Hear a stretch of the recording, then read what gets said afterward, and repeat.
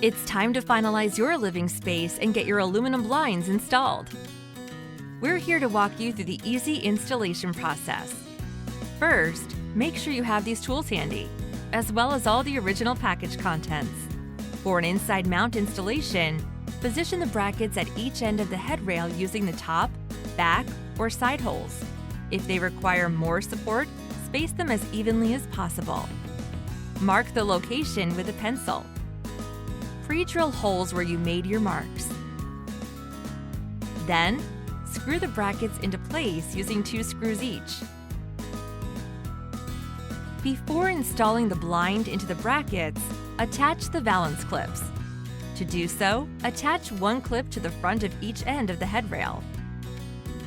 Take the blind, place it into the brackets, and snap the bracket doors down. Lastly, clip in the valance like so.